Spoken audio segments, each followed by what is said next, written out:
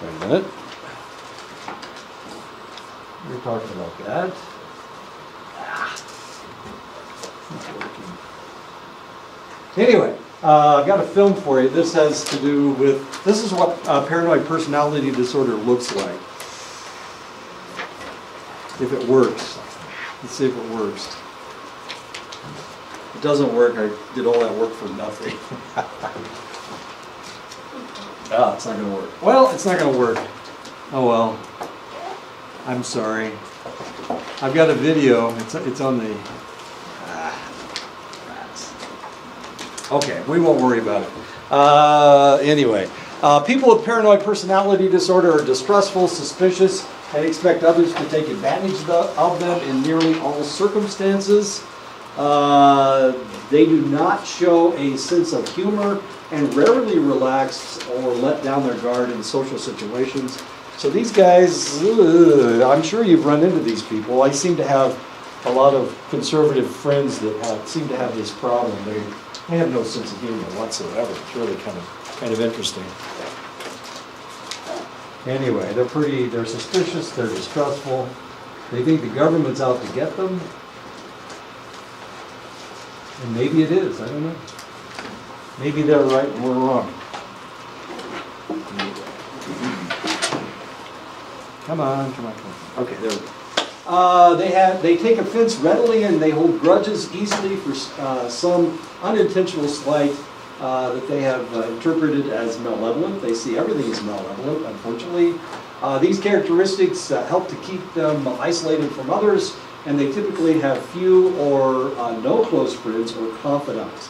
And of course, these are individuals that live a fairly isolated life. And for this reason, we're going to put them together with other individuals that lead a fairly isolated life.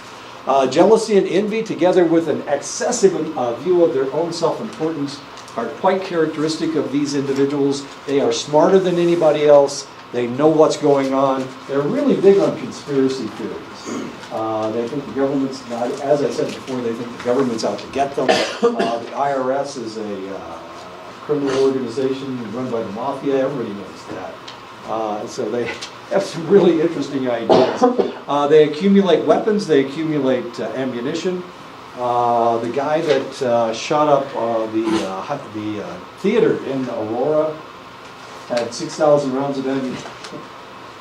6,000 rounds of ammunition. He had 100 with him right then when he had that automatic weapon. He had a drum of 99 shells, which is one in the chamber, and a drum of 99. So he had lots of bullets to shoot people with. He killed, 24 and wounded 70 or something. Shot a lot of people. Anyway, paranoid pattern of interacting with others may be traceable to childhood, but must begin by early adulthood for the diagnosis. And normally this hits about the end of puberty, at the end of puberty. During periods of stress, those with paranoid personality disorder can experience brief psychotic episodes. So, we're talking about paranoid personality disorder, so potentially we're talking about, we've got the shooter in Las Vegas that killed, 58? And then he shot himself. So we could talk about that. Did he suffer from paranoid personality disorder? The kid that shot up Lakeland High School, killed 17 and wounded 14. Did he have paranoid personality disorder? The problem is that it wasn't diagnosed in either one of them. And looking back, we can't really determine what was going on with the guy in Las Vegas. But we got the kid from Lakeland. He actually escaped, and they captured him later. So maybe we'll figure out what in the world was going on with him. The NRA and the president keep talking about mental illness, and this is a problem. But neither of those individuals were diagnosed with any mental illness. So maybe it's paranoid personality disorder. Maybe. Maybe not. Maybe it's something else. When under periods of stress, of course, then they may have a psychotic episode. And that may be what is causing them to shoot. They're paranoid. Why did he have 10 guns? And why didn't the family that he was living with, why didn't they know? They said he had 1 rifle. And he turned out he had 10. And he had all that ammunition. So why? Why in the world didn't anybody know about this, what was going on? Co-occurring disorders tend to include major depressive disorder, agoraphobia, obsessive-compulsive disorder, and substance disorders. They drink a lot, or they smoke a lot, and they use it as a coping technique, the alcohol and the marijuana. National surveys have estimated the prevalence of paranoid personality disorder at between 2.3% and 4.4% of the general population. That's a lot of people. We've got 317 million people in the United States. You multiply that out, that's a lot of paranoid people. Paranoid personality disorder is more commonly diagnosed among males than it is among females. Males tend to accumulate weapons and ammunition because they are afraid something's going to happen. Psychodynamic theorists see the individual with paranoid personality disorder growing up with demanding parents. This gets really kind of interesting. They have demanding parents, particularly distant and rigid father, so their father doesn't pay a whole lot of attention to them, but their mother is over-controlling and rejecting. So it's a push-me, pull-me situation. She wants to control the kid, but she doesn't give him any affection. So we've got a distant father, and we've got a mother that is too much in his life, but she's not a very friendly person. Kind of an interesting family dynamic taking place. They view their own environment as unfriendly because those from whom they are supposed to gain unconditional love reject them. If you think about their mother and father, these are the people that are supposed to give them love. So what does the mother do? She rejects them. What does the father do? He rejects them. So we've got this kid that they've never known anybody that wanted to hug them, that wanted to kiss them or whatever. Can you explain how this shows up in other cultures or in other countries? Because there are other cultures that have this type of dynamic, but we don't have that same. Right. Well, if you think about it, in the United States during the Victorian era, the mother was more loving, of course. She wasn't as rejecting, but we didn't see this nearly as much. The father was always rejected. So in other cultures, so which one are you thinking of? Chinese, for example. The Chinese culture, we have an over-controlling and in the Chinese culture, the more the mother interacts with the child and tells them how stupid they are, the more he thinks that she loves him. We were talking about this in cultural psychology. Yeah. So the tiger mother, if the tiger mother doesn't pay any attention to the kid, if she wasn't over-controlling, and I know it looks exactly the same, doesn't it? If she wasn't over-controlling, then the child would think that she didn't care about it. So it still has a connection. It's just different. It's different, yeah, because it's a collectivist society rather than an individualistic society. Does that make sense? Yes. Okay. So it was like during when they were young, they were just kind of, it's just a culture that they adopted. Right, yeah. Well, everything has to do with culture. It's how we interpret things. And now that we have television, now that everybody is getting the same doses of culture through The Bachelor and I don't know what else you're watching on television. My daughter watches Survivor. God, she drives me nuts. I saw this article about the last 26 shooters in the United States that were mass shootings. Mm-hmm. 25 of them were missing the father. Oh, is that right? Growing up, yeah. Wow. Yeah, this kid, the last shooter from Parkland, his father died. And then he was adopted by somebody. And then his mother died just before the shooting. And now, of course, he's shot up his former school, which is kind of unfortunate. Right. Fascinating, isn't it? So we have this dynamic going on. This really interesting family dynamic with a rejecting father and an over-controlling but a loveless mother. Yes? Do you think any of this could be related as well to bullying during adolescence? Yeah. And actually, a lot. Quite a bit. We know that kid was bullied by his younger brother, the kid that shot up Parkland. So. I know in Aztec they said that the student was bullied too. The shooter in Aztec. So the kids at Columbine? Yeah, kids in Columbine were bullied as well. Kind of fascinating, isn't it? It makes you think that maybe we need to control bullying a little bit better in schools. Of course, that was what the Obama administration talked a lot about bullying. And Melania, when she became First Lady, said that that's what she was going to try to tackle in the United States, the bullying. Shelley's smiling back there. That's what she said, okay? Hey, I didn't make it up. She said she was going to do something about bullying. Of course, she's from Slovenia, which my wife is actually from Slovenia, which is kind of interesting. Well, her grandmother's from Slovenia. What are we doing here? They view their own environment as unfriendly because those with whom they're so good. We already knew that. Twin studies show that such behaviors manifest in both individuals, the twin studies. Therefore, there may be a genetic cause. So the paranoid personality disorder sounds to me like it's conditioned, like it has to do with the family dynamic, but there's a possible genetic structure to this whole problem. People with paranoid personality disorder do not typically see themselves as needing help, and thus few will seek help willingly. They're paranoid.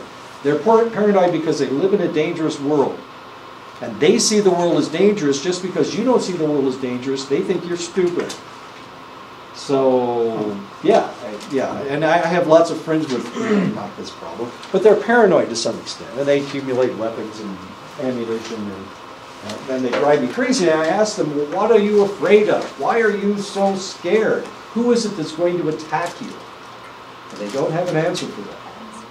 I was just thinking about Maslow's hierarchy of needs as it relates to this, and if they're always worried about shelter or fear of being harmed, they're not getting to that full self-actualization to say something's wrong. It's a good point. It's an excellent point. They typically distrust and therefore rebel against their therapist. These people are so difficult to even talk to, let alone to try to do therapy with.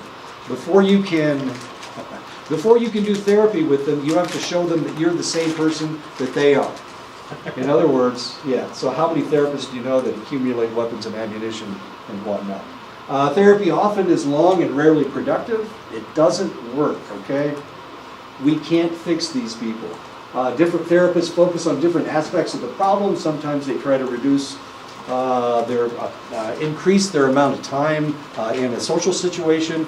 Sometimes they try to reduce the danger.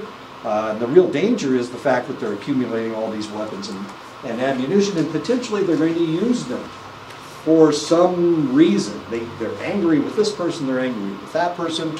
A good example of paranoid personality disorders, the guy from Illinois that jumped in a car and went out to Washington, D.C. and shot up the Republican softball practice, if you remember, last summer. Was it last? Yeah, it was last summer. Paranoid. The guy was paranoid. Why in the world did he do it? Well, looking back at some of his blogs and whatnot, he was saying that the Republicans were the cause of all the problems in the United States. They just won the election, so he wanted to kill as many of them as he possibly could because of the fact that they were the danger. And, and everybody said, he worked for the Democratic Party in Illinois, he worked for the Democratic Party in his county, and everybody said he was a nice guy, and he was the last one that they would have thought would have done this. But they knew that he had weapons, they knew he had ammunition, and he had to drive all the way from Illinois to Washington, D.C. before he did this. Something made him snap. So that's the problem with this group of individuals. They're paranoid. They may snap. They may have a psychotic episode like this guy did. And potentially that's what's going to happen. Every time we elect a new president, we get these kinds of individuals coming out of the woodwork. There's a sign from somebody that tells them that they need to go and shoot Obama. If you remember when Clinton became president, there were gunshots outside the White House. That's when they closed the road. Yeah, there were people that were shooting into the White House. Somebody crashed a small plane into the White House after Clinton was elected. Slick Willie, they referred to him as. So there were, and you know, this has happened every time we have a new president. Same thing happened with Obama. There were gunshots that were fired around him. There were gunshots into the White House. There were people with knives that were trailing around outside the gates at the White House. You know, this kind of stuff happens every time. I was gonna say, what you said about how it happens at elections, I remember even prior there were a few incidents of some of the assassins, they had mental issues too. Is that the fire alarm? Vacuum. Vacuum. A vacuum. Oh, it's a vacuum cleaner. Okay. I've never heard of a fire alarm here. Like a guy who tried to assassinate the Pope and Right. Reagan, they all had mental illnesses. Right, yeah. The guy from Turkey was the guy that tried to assassinate the Pope. And who's that other guy from? The guy who tried to assassinate Reagan. California? No. He's the one that was... Brady. Yeah, he's the one that shot Brady. Oh, yeah, Brady shot, or Brady jumped in front of him. Yeah. And Reagan was actually hit by a ricochet. It came off of his armored vehicle. He was actually hit by a ricochet that came off the door. So, and one guy was killed. Yeah, he killed a cop. Was it a cop or a Secret Service? I think it was a cop. He just had a 6-shot pistol. It was a 22. It wasn't much of a weapon. Anyway. Yeah, a lot of strange things are going on. And the problem is we can't help these people. There's nothing we can do. They don't trust us. Why would they trust us? I mean, obviously, we're different than they are because we don't have guns and we're not paranoid. We don't understand the conspiracy theories that they're talking about. We can't give them any drugs. What are we going to give them? What would work? Valium. Doesn't seem to work. Doesn't cure them of their problems.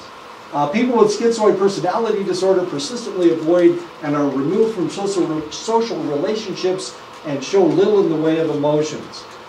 These people do not have close ties with others. The reason that they avoid social contact is because they prefer to be alone. They are often described as loners and make no effort to start or keep friendships. They take little interest in having sexual relationships and even seem indifferent to their families. And so they separate themselves from their families even. I was going to show you a clip from an old movie made in 1932. This is Greta Garbo. She was a ballerina, and during the movie she wants to be alone. She wants to be all by herself, and she keeps telling people that. And of course, then they throw her out on stage and she has to dance. But she wants to be alone. So she's suffering from schizoid personality disorder, as interesting as that is. Eventually, of course, she hooks up with some guy, Lionel Barrymore, in the movie. Really kind of an interesting movie. Anyway, schizoid personality disorder. People with schizoid personality disorder seek out jobs that require little or no contact with others. When necessary, they can form work relations to a degree, but they prefer to keep to themselves. So if they worked at this institution, they work in an office by themselves, they couldn't be with somebody else. And if they did try to put them in an office with somebody else, or tried to give them somebody to supervise, they'd quit. They couldn't do it.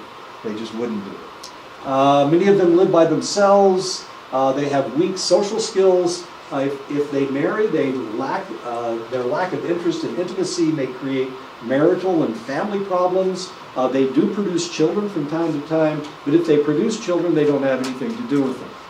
Their focus is on themselves, and they are generally unaffected by praise or criticism. As a matter of fact, they don't like praise, and they certainly don't like criticism.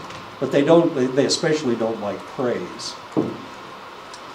People with schizoid personality disorder rarely show any feelings expressing neither joy nor anger. They have no need for attention or acceptance. They are viewed as cold, humorless, and dull. They generally succeed in being ignored.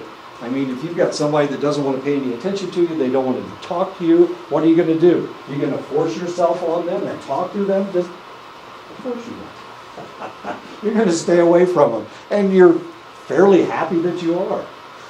Since they're not any fun anyway, my goodness, why do we have anything to do with these people?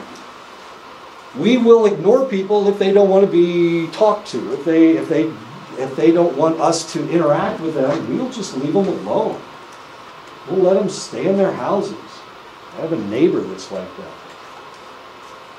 Goes home and locks himself in his house and doesn't ever interact with anybody. He's a hermit. And that's fine. I mean, why the hell would excuse me, why in the world would I watch myself.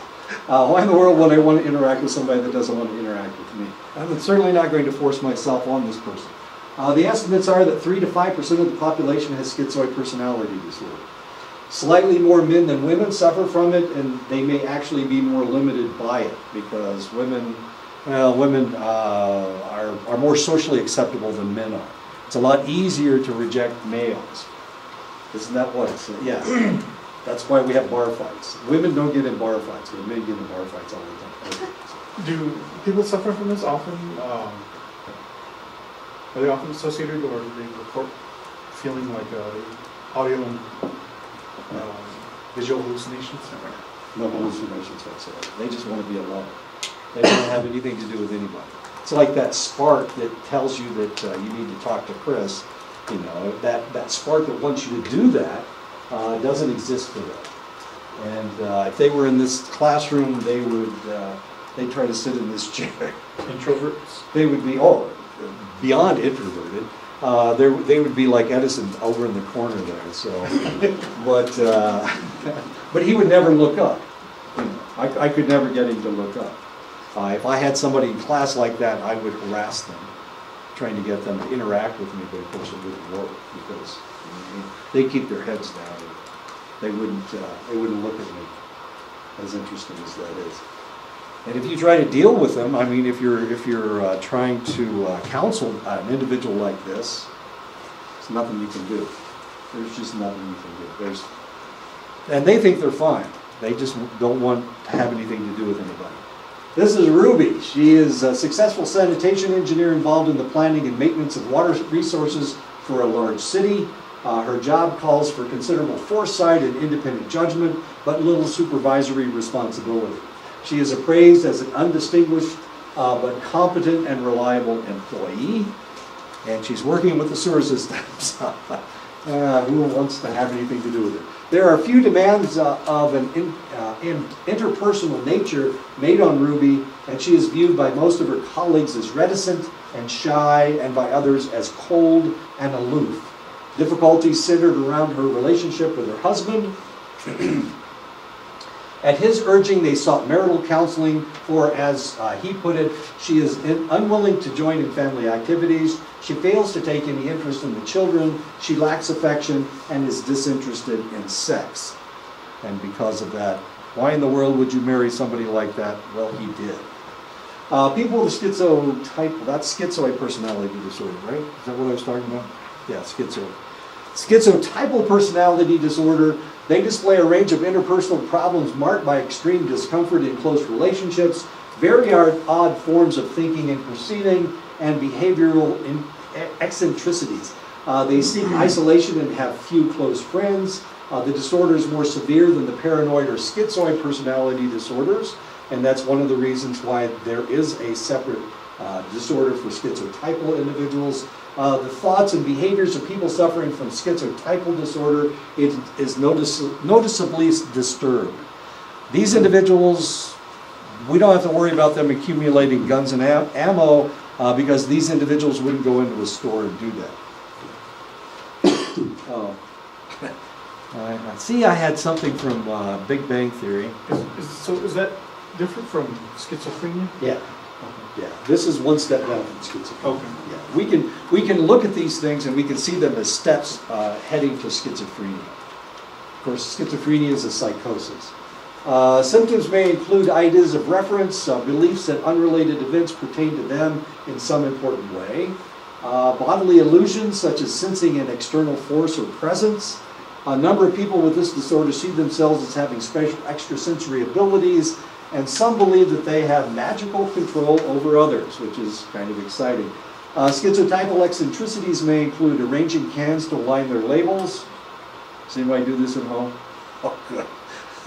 Organizing closets extensively, and wearing an odd assortment of clothing. So if you remember, if you watched Big Bang for the last 12 or 13 years, Amy was wearing a lot of cardigan sweaters. She was wearing like 3 layers of cardigan sweaters, which is just a little bit strange. But the connection between Sheldon and Amy may be the fact that each one of them has schizotypal personality disorder. That may be the connection between the two of them. Depressed people marry other depressed people. Schizophrenics marry other schizophrenics. And so we're looking for somebody that makes sense to us. Who's going to make more sense to us than somebody with the same personality disorder that we may happen to have? Okay. The symptoms, people with this personality disorder have a great deal of difficulty keeping their attention focused. Thus, their conversations may be unclear, even sprinkled with loose associations. And that, of course, sounds like schizophrenia. They tend to drift aimlessly and lead an unproductive life. They are likely to choose undemanding jobs in which they can work below their capacity and are not required to interact with other people. It is estimated that about 3% of all people, slightly more males than females, may have this disorder. So we're talking about schizoid. The farthest away from schizophrenia would be paranoid personality disorder, and then schizoid personality disorder. Then schizotypal is the closest to schizophrenia. So what we do when we see somebody with any of these problems, we watch them and we try to determine when they slip into schizophrenia, because that's not uncommon for them to look this way, and then all of a sudden they'll have a schizophrenic episode, a psychotic episode. Okay? I know, it gets really weird. Okay, here are all of your murderers, your serial killers, antisocial personality disorder. These people with antisocial personality disorder persistently disregard others. They disregard and violate others' rights. They kill people. They don't care. They have no feelings for people. They also have no feelings for animals. So they will, and this is a really serious problem. So we see these individuals in childhood, and there are 3 things that we're looking for. We're looking for somebody that tortures small animals. We're looking for somebody that sets fires. Fires are uncontrollable. Fire is uncontrollable. And so if they set fires, they're just trying to destroy something. It's like vandalism. And the third one is bedwetting, as odd as that sounds. So if we see somebody with these 3 problems, well, we try to keep an eye on them. A lot of times these individuals will show themselves very young, at a very relatively young age. And we will diagnose them with oppositional defiant disorder, and then we will, as they get older and start vandalizing things, we will diagnose them with conduct disorder, and then eventually through adolescence, they'll grow through their adolescence, and then we will diagnose them with antisocial personality disorder. But we can watch these individuals, and usually those are the 3 things that we're looking for. How many fingers do I have? 3 things that we're looking for. This is Ted Bundy. Ted Bundy is the poster boy for antisocial personality disorder. Ted Bundy was very attractive, as you can see. He was able to break out of prison. He was being charged with a murder, and they left him alone in a room, and he was able to escape. And then he went on another killing spree, of course. Eventually he was executed, so don't worry, Ted Bundy is gone now. But he is the poster boy for antisocial personality disorder. Here's what he looked like when he graduated from high school. The disorder usually surfaces before the individual reaches their 15th birthday, usually in the form of truancy, running away, physical cruelty to animals or people, destroying property, vandalism, and setting fires. And the last one, of course, is bedwetting. But of course, that's not something that anybody knows but the people living with them. So these are the things that we're looking for with people with antisocial personality disorder. Another individual with antisocial personality disorder is Jeffrey Dahmer. And this is what Jeffrey Dahmer looked like. Once again, a relatively attractive man, was able to get away with stuff. He was able to get away with things because of his attractiveness. Same way with Ted Bundy. People with antisocial personality disorder lie repeatedly. As I said, they are one of the best liars. They are pathological liars. The other good group of liars are people that are alcoholics. And they will lie so that they can continue drinking. But these individuals lie for no reason whatsoever. Many can't work consistently at a job. They are absent frequently and they are likely to quit suddenly. They blame everybody else for anything that happens to them. They tend to be careless with money and frequently fail to pay their debts. They tend to be impulsive, often failing to recognize consequences of what they do. They tend to be irritable, aggressive, and quick to start fights. And because they're so attractive, they're able to get away with stuff. They're able to get away with stuff. Ted Bundy would approach women, and he would ask. One of his tricks was that he would wear a cast on his arm, and he would say that he can't drive his car. So could she get in the car with him? And then, of course, he'd take her out someplace and murder and rape and murder her. But that was the way Ted Bundy was able to get away with stuff. And he murdered. Well, we don't know how many people he murdered. There are numbers in the 30s, 32, 35. There are numbers in the 50s, 50, 57. There are numbers over 100. So we're not exactly sure how often he was able to get away with stuff. But attractive people tend to be able to get away with stuff anyway. And we already knew that. We already know that, right? I mean, you look at this angel-faced fellow and you can't imagine that he's a mass murderer and a rapist. He doesn't look like a mass murderer and a rapist. What do they look like? They look like that, okay? Are there any women that are that fit the suit? Yes, you remember the lady that was executed in Florida. Florida. Yeah, the prostitute. Yeah. Yeah. I read this article that said FBI estimated there were 50, at any given time, 50 active serial killers in the United States. Yeah. And sometimes they don't get caught because they stop for Right. a while, for 20, 30 years, and they pick up again. Right, right. Or they'll go in different jurisdictions. They'll murder somebody in Albuquerque, then they'll go to Tucumcari and murder somebody, then they'll go to Gallup and murder somebody. And of course, the people in Albuquerque aren't talking to people in Tucumcari, and people in Tucumcari certainly aren't talking to people in Gallup. So, you know, they're murdering people all around, but nobody puts two and two together. Connects the dots. Yeah. There's no one to do that.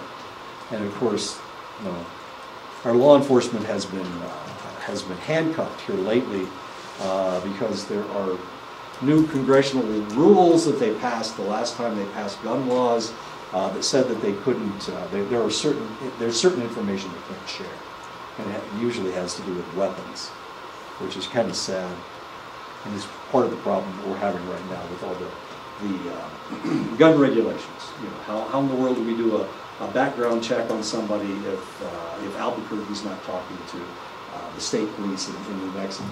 You know, that's kind of a problem, and it's something that we're running into now that we're trying to figure out how to increase or to change the gun laws. Now we're realizing that it's really broken. The system is really broken.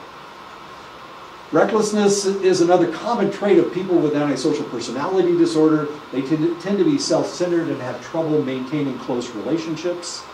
They very often become con artists and seem to have a knack for getting people to do what they want. A lot of times they're very attractive, and because they're attractive, they can get people to do just about anything. 3% of the people in the United States have this disorder. Whites are the most prevalent group that manifests this problem. Men are 4 times more likely to have it than women. Criminal behavior seems to decline after the age of 40. Why after the age of 40? What's going on at age 40 with guys? Why in the world would it decline after the age of 40? Low T count. Low testosterone, exactly. It's the testosterone. For a while there, they thought that it was a hyper accelerated testosterone level that was making these individuals do this. And then they realized, no, that's not it at all. It's something else. It doesn't. It does have something to do with their testosterone, but it doesn't have everything to do with their testosterone. Many behavioral theorists have suggested that antisocial symptoms may be learned through modeling or imitation. Some psychologists see parents reinforcing this behavior by reinforcing or ignoring aggressive behavior. And of course, we started seeing this in the 60s and 70s, parents complaining to school districts about punishing their children for anything. This started in the 60s and 70s, and of course the number of people with antisocial personality disorder seems to have exploded since the 60s and 70s. People with antisocial personality disorder tend to respond to stress or anxiety with lower brain and bodily arousal. Thus, punishment has little effect on them. This guy just died. This is Charlie Manson, the individual that murdered. Well, he didn't have anything. He told him to go murder somebody, but he didn't actually do any of the murdering. He also tattooed a swastika between his eyes. And of course, he just died a couple of weeks ago. Good old Charlie. You mentioned that he passed on to learn through modeling. Right. I was just thinking about the Stanford prison experiments, how quickly people just dropped into a whole different Excellent mindset. point. Yeah, that's it. They didn't have any like sleep deprivation or food Nothing. no stress. They just Rich kids. Rich kids at one of the best schools in the country. And they became prison guards in a nanosecond, as did the prisoners. They accepted the role almost immediately. So, you know, you're very much right. The modeling is very real. So if you have a father that's is suffering from antisocial personality disorder, is he teaching his children to be antisocial? But then again, if you think about somebody that's antisocial, he's not going to pay any attention to his kids anyway. So that fits. That fits with the development, the developmental type, the family dynamic that we're looking at. grooming. Right, exactly. Yeah, he doesn't pay any attention to his kids. And potentially if the mother is trying to, I don't know, do whatever the mother does, potentially she's forming this child to be a monster. Well, I'm not going to tell you that story. I'm going to tell you that story. It's a pretty ugly story anyway. It runs in families. Relatives of females with the condition are at higher risk than relatives of antisocial males. Both adopted and but one of the things about males and females, we don't treat them the same, do we? Do we raise our females the same as we raise our males? Do we let our males get away with stuff that we don't let females get away with? Do we let them go out and do things and we don't punish them for being aggressive? We want them to play football. We want them to, if they get in fights, they need to win. If they get in fights, there's a reason for it. Isn't this a good thing? Isn't this the way we raise our males? Or is it? Did I just make this up? My daughter's been in more fights than my son has. But she's pretty tough little gal. She's 4'11", and she was a weightlifting coach at University of Nebraska. So she's pretty tough. Won't take anything off anybody. Isn't that the way we raise? Don't we raise our males, our sons differently than we raise our females? We give them more leeway. We allow them to be out. We allow them to date more. Yeah, isn't that the way it works? We try to control women more, don't we? Isn't that the way we raise our children? We don't? Try to be careful. About the same? More careful with them. We have to be more careful with them. I think maybe is that what you mean? That's what I mean, yeah. Well, theoretically, we should be raising everybody exactly the same, shouldn't we? No, we let the guys. Well, how many girls get to play football? You know, how many girls get to wrestle? We just don't do that. Their games are volleyball and track and basketball. I put my son in dance class. My son took ballet when he was like 7 years old. His sister Made him a wanted to do much it. better soccer player. He was much lighter on his feet. Like, for example, my brother, he's 16 now, My mom allows him to drive a car, her brand new vehicles.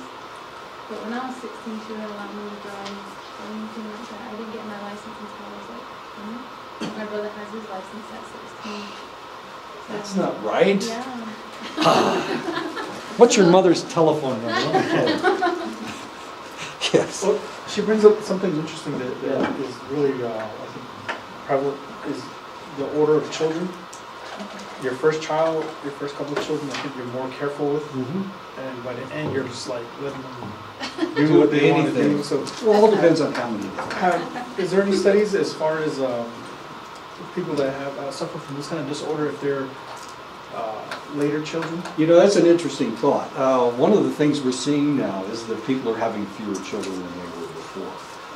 Back in the 50s and 60s and 70s, when people were having 5 and 6 and 7 and 8 children, we saw different dynamics than we're seeing today.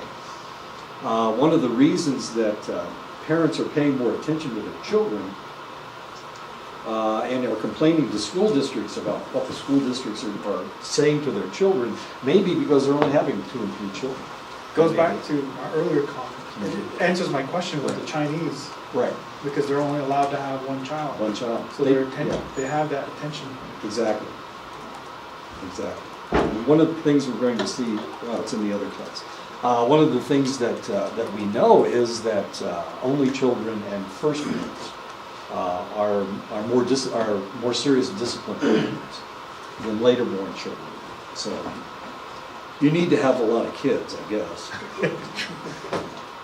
I was 4 out of 6, so yeah, I'm a middle child.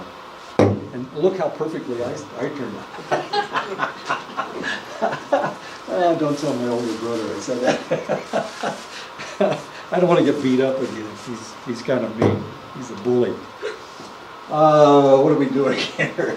So it runs in families. Both adopted and biological children of parents with antisocial personality disorder show higher risk for the disorder, indicating both genetic and environmental factors. Most widely accepted view is one of interacting environmental and genetic influences within the context of dynamic coercive parent-child interactions and supportive peer group influences. So the more peer, well, it all depends on what peer group you're dealing with here. If you have a negative peer group, of course, you're more likely to turn out antisocial.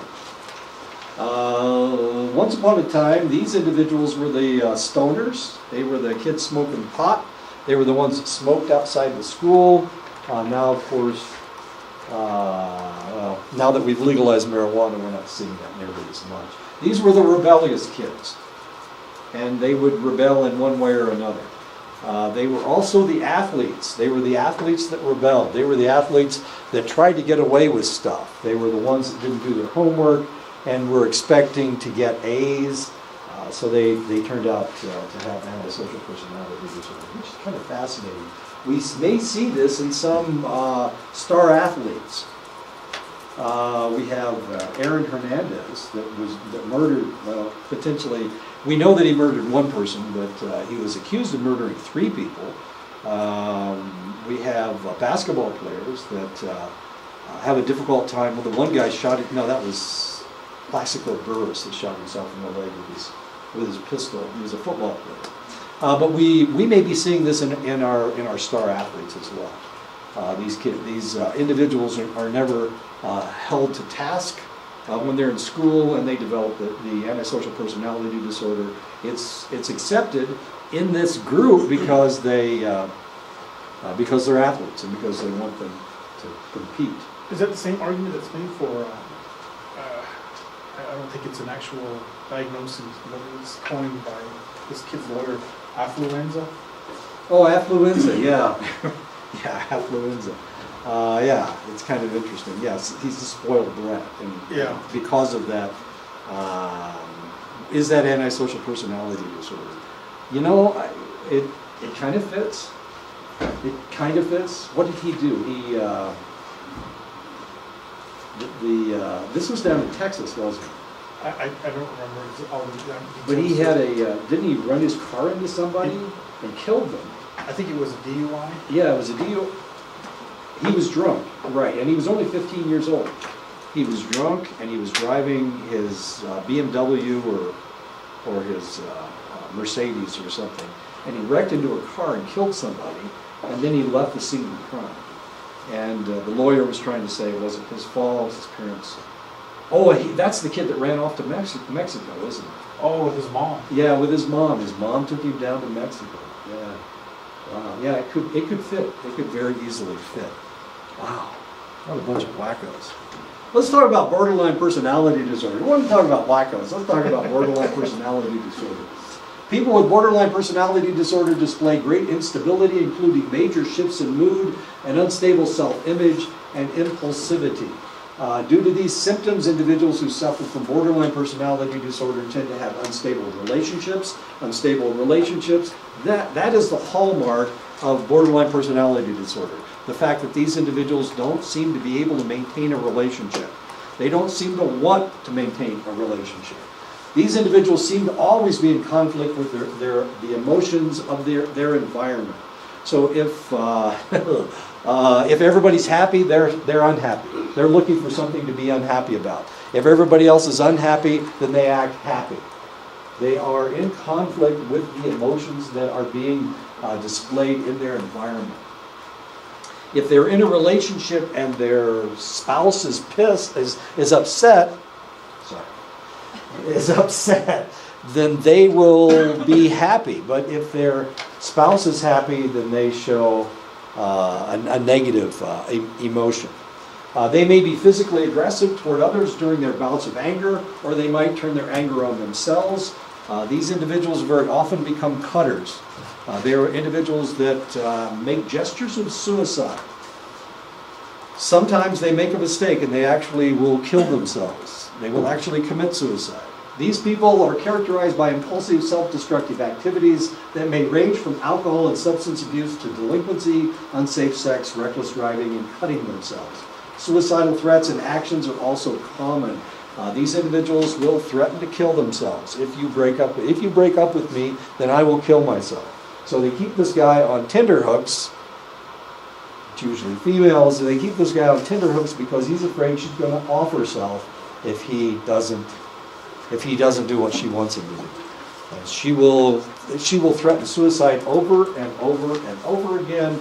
She will make gestures like cutting herself, and this is to control his behavior.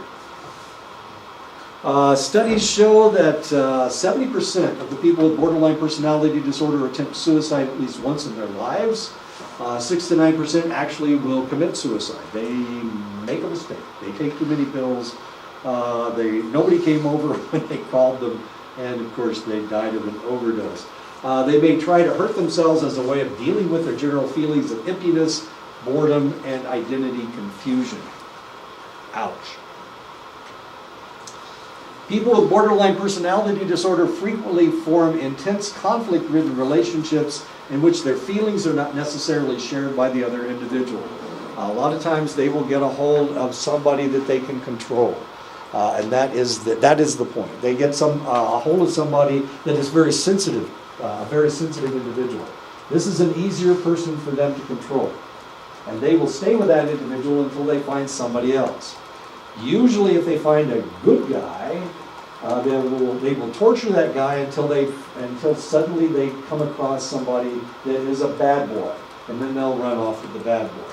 And then they'll try to come back to the good guy. It's one of these flip-flop relationships. And like an idiot, sometimes the good guy lets him come back. As stupid as that sounds, I know, I'm not the brightest bulb in the bunch. They often violate the boundaries of relationships, and they may become furious when their expectations are not met. They may remain very attached to the relationships, paralyzed by the fear of being left alone.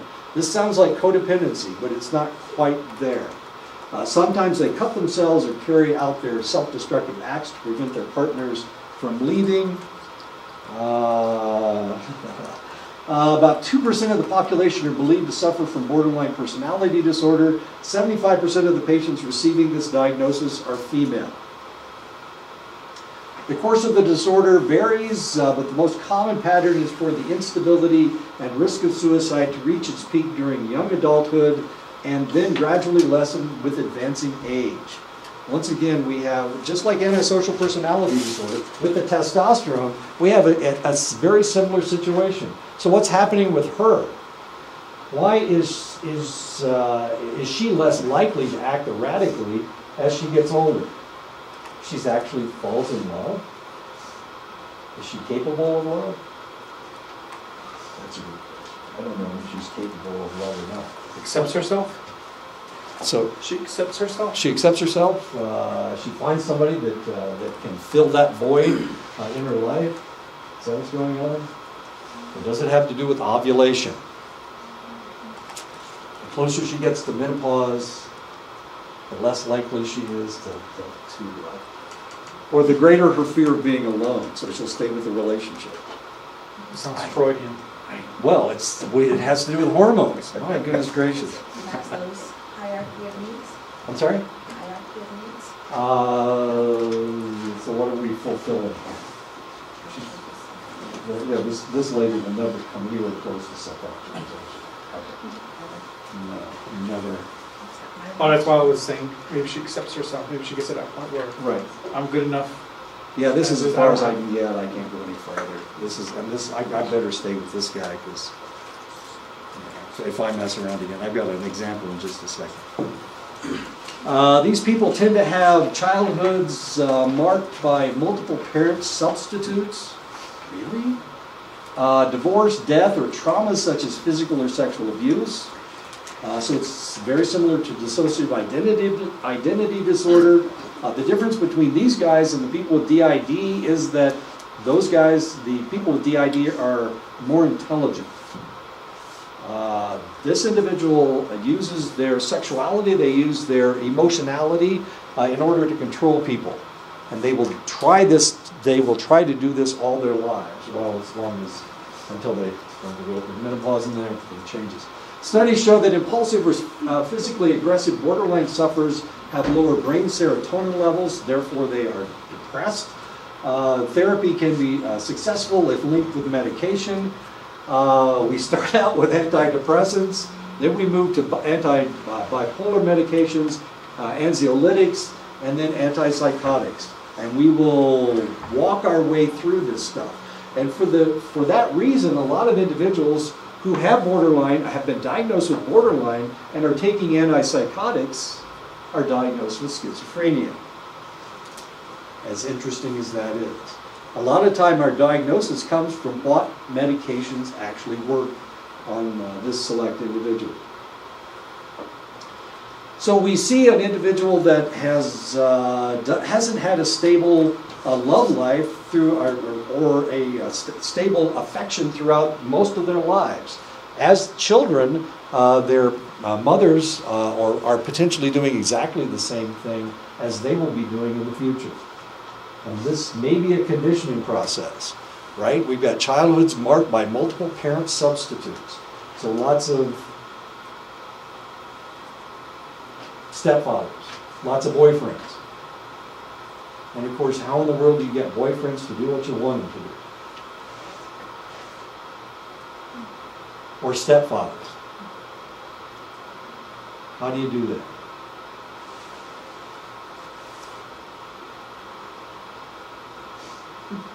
How do you get men to do what you want them to do? Yeah, that's right. Damn it, you better do that. Oh, excuse me, I'm sorry. You better do it right now. How do you get men to do what you want them to do? Persuasion. Persuasion. And what kind of persuasion is it? Romantic persuasion. Romantic persuasion. So you flirt with them. Catch them off. And these individuals learn to flirt at a very relatively young age. But they're getting no stable affection. Who is the mother more worried about? Who is the most important person in their mother's life? Is it them?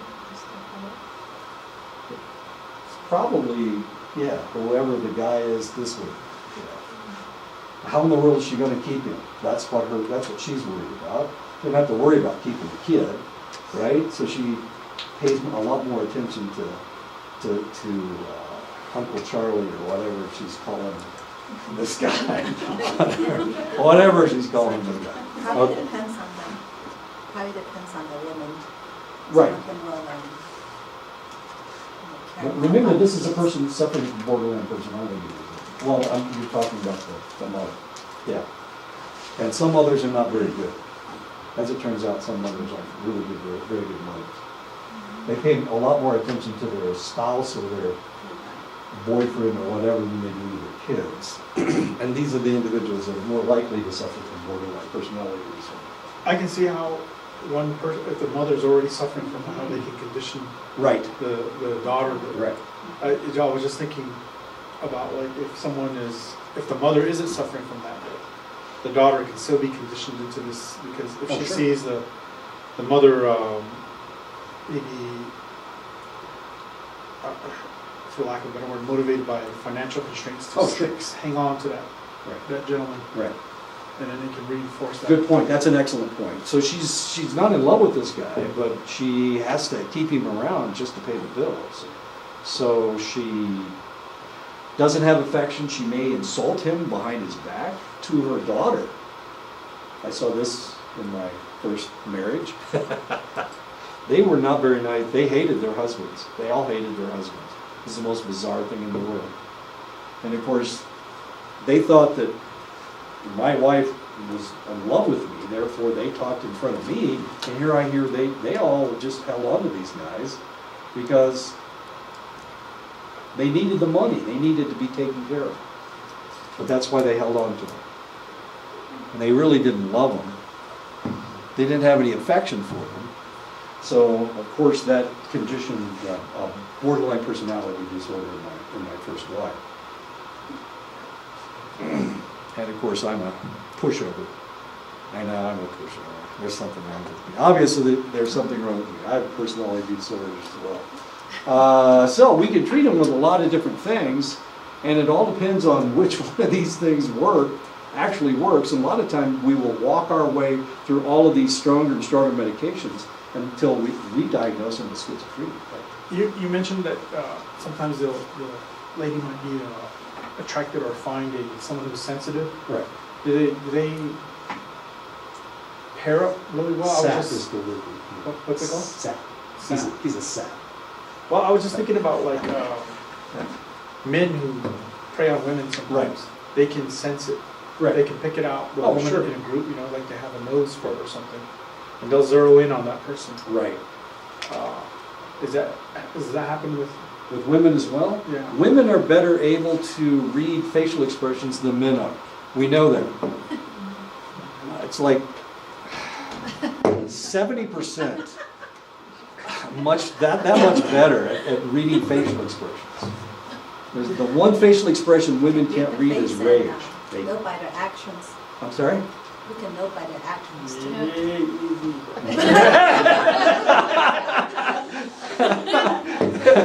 Here. Okay. So she knows exactly. She knows what's going to happen before you do it. She can read you. She can pick out. Oh yeah. She can partner out to take advantage. Oh of sure. it.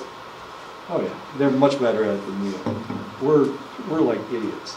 So is that why too? Sometimes in some relationships you can see when a man, or even if it's the other way, a woman has decided to stand up for themselves or Right. put their foot down, then the other party is no longer interested because Exactly. they can't get what they want. Exactly. Control. Yeah. Wow. But that's normal. That's a normal relationship without somebody, that's some wacko in the family. This lady's name is Susan. She had recently divorced her husband of 5 years and fought desperately to retain custody of her 2 boys, despite the fact that she had 2 suicide attempts the year before. One day she drove to the local lake with her 2 boys strapped in the back, and they were asleep, and pushed the car into the deep water. She then called the police and told them that a black man had carjacked her vehicle with her babies inside. This was in South Carolina, so you can imagine. You don't know, but if you'd ever been to South Carolina and talked to those people about racial relations, my God, they were stopping every black guy they could find. They didn't really care if he had kids in the back or not. They were jacking up as many, well, anyway. And this went on for a couple of days. After days in television pleas, her car was found in the lake, of course. The police in the beginning, they trusted her, they believed what she said. And then one of the policemen said, it just doesn't seem right to me. So he started tracing her back, or her history back, and made it out to the lake, and they found the car in the lake. And of course she claimed that, well, it was a black guy that drove the car into the lake and killed the kids, but the police weren't fooled. It turned out that Susan had started having an affair with a rich customer at the restaurant where she worked and had decided to chuck it all for love. She decided she was madly in love with this guy. The suicide attempts occurred when she first decided to set her cap for her customer. She didn't actually seduce him until 6 months later, when she followed him into the restroom late one night. The man did not really know her circumstance, and she killed her boys because her customers lukewarm reply when she asked him if he had any kids. This is an actual case. This is Susan Smith. It was a number of years ago, and she was convicted of murdering her 2 children. He had no clue what was going on. He was, as far as he was concerned, of course, it wasn't a relationship as far as he was concerned. He was seduced one night, and as far as he was concerned, that was the end of the story. But Susan Smith, of course, created this fantasy in her mind, and she decided to kill her kids in order to get a hold of this guy. Okay, so that's borderline personality disorder. Histrionic personality disorder is another personality disorder. It's excessive emotionality and attention seeking. Rapidly shifting emotions may seem shallow, superficial, and exaggerated. These individuals, there seems to be a desire to be the center of attention and act dramatically through both behavioral intensity and physical appearance. And these individuals are good at arm waving. They're actors. They walk trying to gain everybody's attention so that everybody will look at them and pay attention to them. They're loud. They're boisterous. They have inflection in their voice, so that everyone will know exactly who they are. And will fall in love with them, of course. There seems to be a desire, they want to be the center of attention. They may fish for compliments, act flirtatiously, and pretend that relationships are more intimate than they are.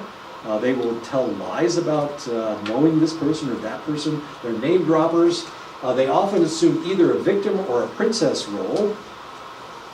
They're either the victim, or they're the most important person in the room. Sound like politicians.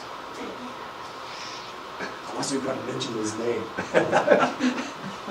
They display manipulative, suicidal gestures, often with the goal of attracting attention.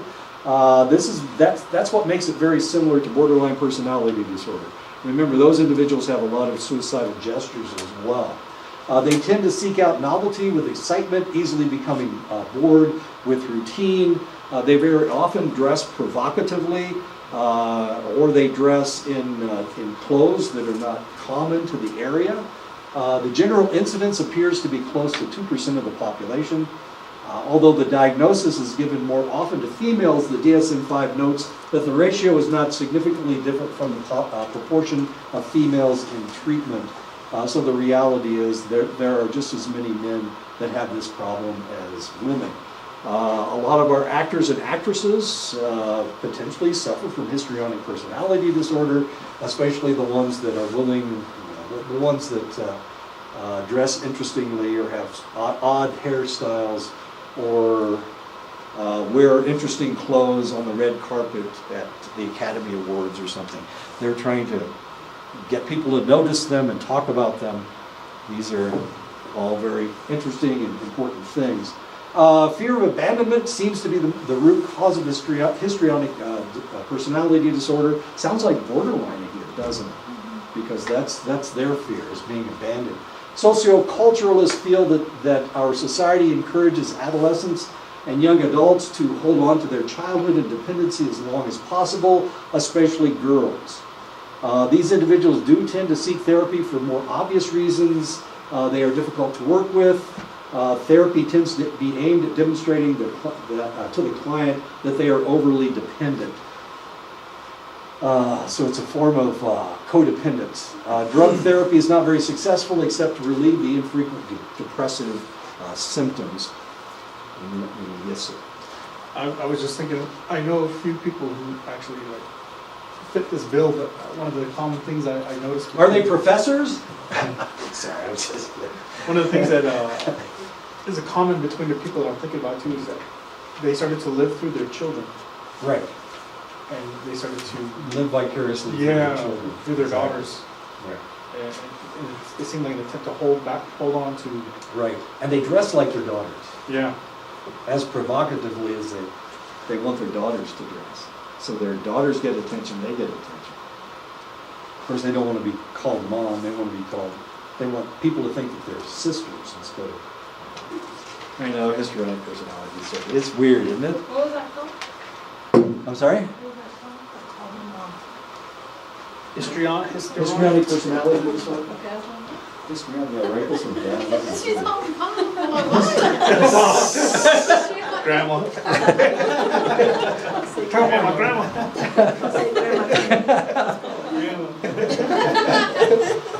This is Suzanne. She's a vivacious and attractive woman. She sought therapy in the hope that she might prevent the disintegration of her third marriage. The problem she faced was a recurrent one, her tendency to become bored with her husband and increasingly interested in going out with other men. She was on the brink of another affair and decided that before giving way to her impulses again, she had better stop and take a good look at herself. And that is Suzanne. Suzanne's first husband was a rich bum that she met in art school. They started sleeping around on each other before the first year. She wasn't sure if her daughter was actually his, but she was married to him when she had him. So she soon met and married a man twice her age who gave both her and her daughter a nice home, attention, and love. The marriage lasted 4 years before Suzanne got the old itch again. Her affairs had actually begun in her third year of marriage, and she went through a whole platoon of men before her husband caught on. How many guys are in a platoon? It's a lot. Doesn't say a lot. She next met and married her streetwise husband and has stayed faithful to him for 3 years. She enjoys flirting but is yet to falter. And that is Suzanne. Histrionic personality disorder. That's the way it works. 120, 200. Narcissistic personality disorder. Those who display this disorder are self-centered and require the admiration of others. Very similar to histrionic personality disorder. They exaggerate their own self-importance and are preoccupied with fantasies about their own success, brilliance, or beauty. Once again, let's not talk about politicians, okay? They commonly feel entitled to special treatment. They lack empathy and they exploit others for their own purposes. They are described as arrogant, conceited, elitist, and grandiose. They frequently are contemptuous of others. Although preoccupied with self-importance, their self-esteem is actually very fragile. Criticism may hurt them, leaving them empty, humiliated, and primed for counterattack. This is the thing about people with narcissistic personality disorder. They attack anybody that doesn't say anything nice about them, they attack them. They attack them 10 times stronger than they were attacked themselves. Narcissistic personality disorder may occur with anorexia nervosa and substance, especially cocaine use disorders. More commonly, it's given to males. Prevalence is unclear. Estimates range from 0 to 6.2%. Usually, if a woman acts this way, she is diagnosed with histrionic personality disorder. This is more for men. Narcissistic personality disorder. People with narcissistic personality disorder are seldom interested in the feelings of others. They often will take advantage of others to achieve their needs. They may react to criticism or frustration with bouts of rage or humiliation. Others may react with cold indifference. Narcissistic personality disorder. Sounds like antisocial a little bit. Sounds like histrionic a little bit, but not quite. The treatment, some cognitive psychologists feel that narcissistic personality disorder is caused when children are treated too positively early in life. Admiring, doting parents may be teaching them that they are superior and that they should overvalue their self-worth. Firstborns and onlys tend to have higher levels of narcissism than anyone else. So those of you who are firstborns and onlys, I apologize. How many firstborns do I have in here? There's one, there's two, okay, 3 of them. Okay. How about onlys? Do we have any onlys? An only, oh my God.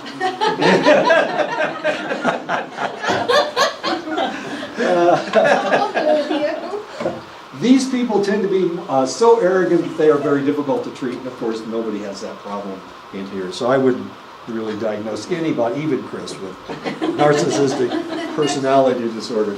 This is Stephen. Steve's wife complained about Steve being selfish, ungiving, and preoccupied with his work. She claimed that he contributed nothing to the marriage except his meager income. He refused to do anything around the house, expecting her to wait on him hand and foot. He did seem to be a gentle fellow and fairly good-natured. Stephen's wife complained that he needed a doting mother rather than a wife. Steve is affable, self-satisfied, and somewhat disdainful young man. Most people viewed him as a bit self-centered, cold, and snobbish.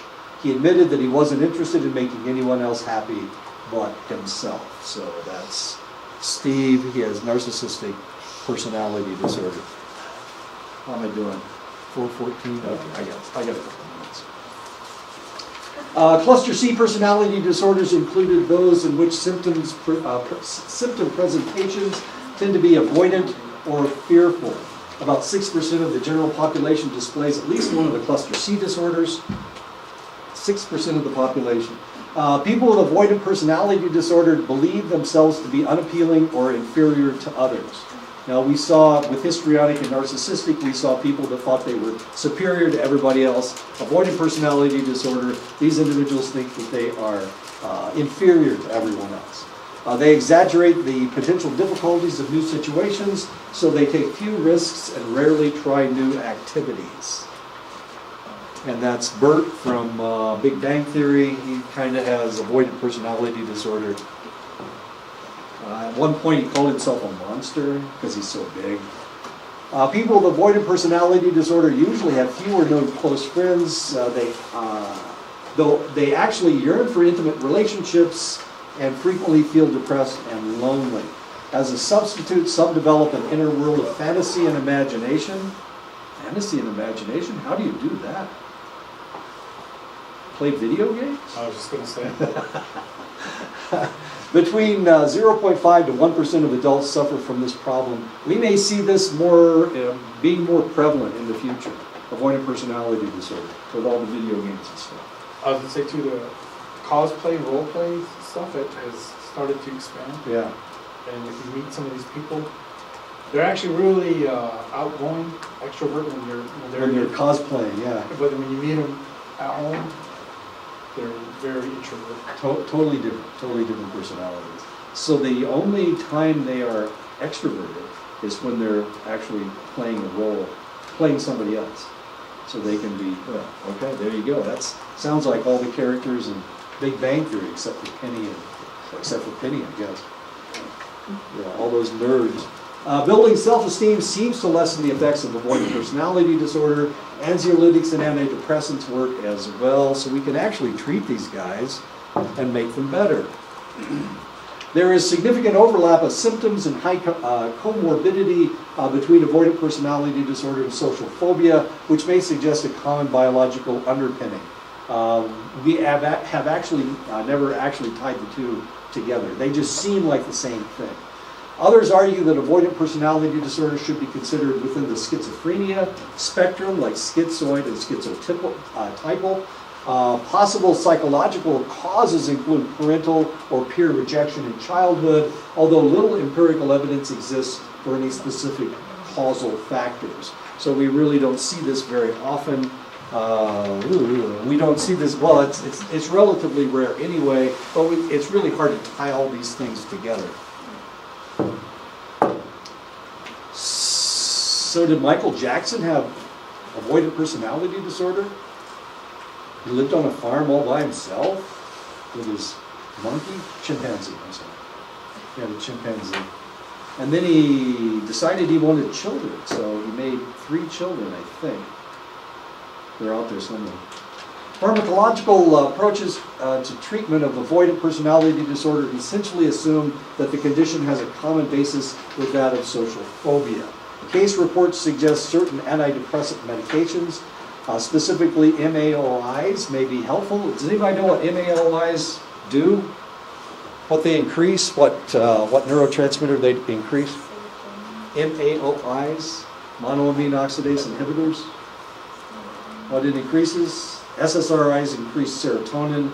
MAOIs increase norepinephrine level. Norepinephrine level gives you a feeling of the ability to do things.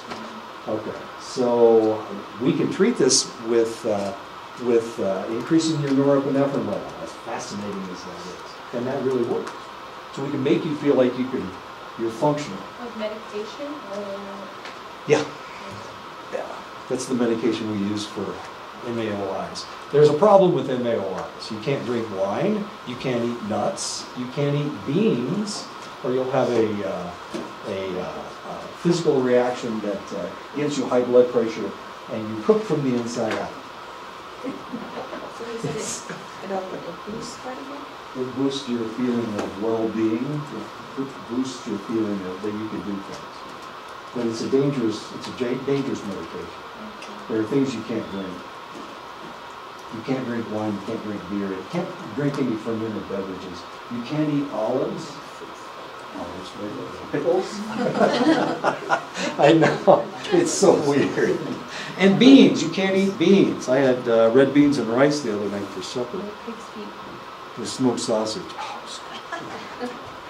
Okay, what are we talking about? Do we have time? No, we have to stop right here. Okay, but next time we'll start with dependent personality disorder. I know the personality disorders are so much more fun than